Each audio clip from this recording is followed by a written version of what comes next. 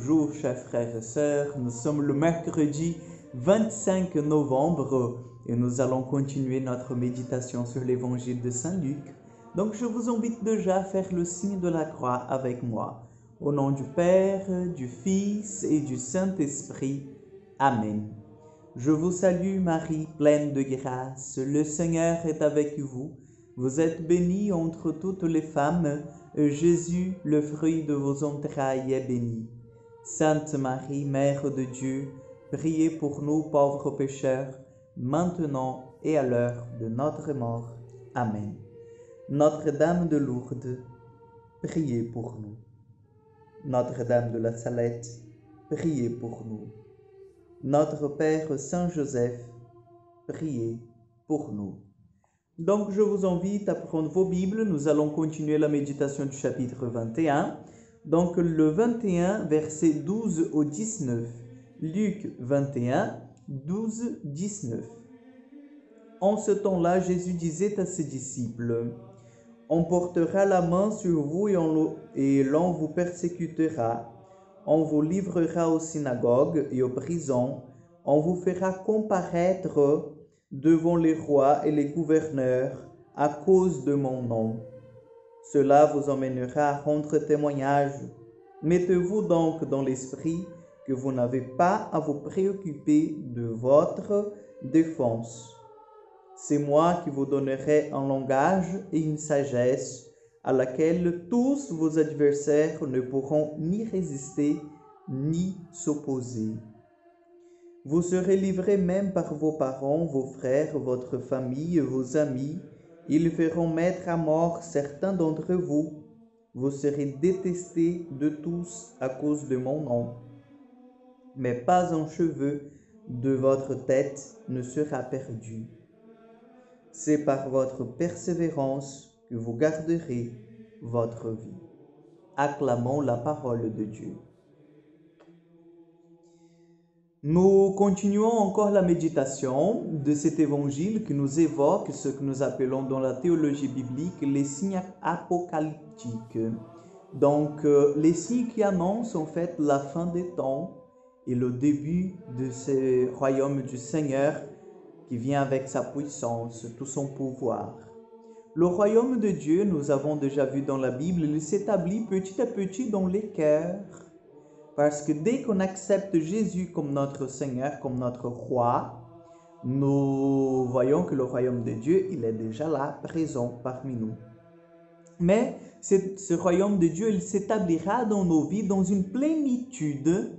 Et la plénitude, en fait, c'est quand toutes les choses seront ramenées au Seigneur. Quand toutes les choses reconnaîtront en Jésus le roi de l'univers. Même si on ne va pas adhérer 100% de tout cœur que Jésus est mon Seigneur, on verra tout de même, les âmes damnées verront que Jésus est le Dieu, est le Seigneur de l'univers.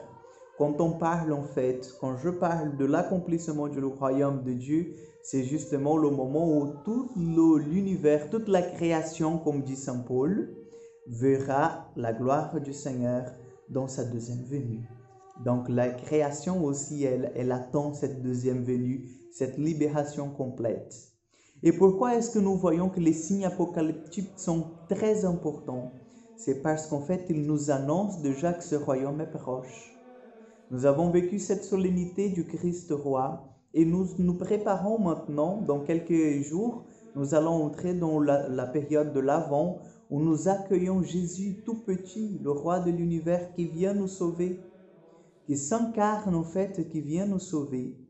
Mais encore une fois, Jésus nous invite dans cette richesse de ce temps liturgique qui s'approchera et dans cette méditation de lecture que nous devons en fait savoir, nous devons en fait être instruits pour voir que les signes de temps sont là déjà, les persécutions, les meurtres, les divisions même à l'intérieur de familles à cause de la foi, elles sont réelles, elles sont tangibles.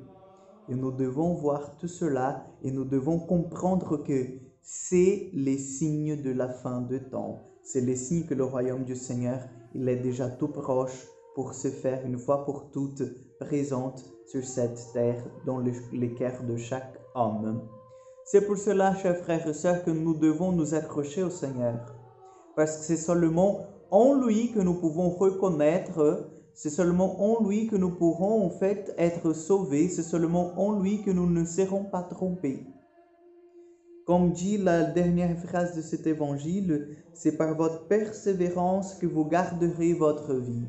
C'est seulement en persévérant, même devant des situations catastrophiques, difficiles, compliquées, c'est seulement en gardant l'espérance que nous allons vaincre, que nous allons aussi garder notre vie auprès du Seigneur.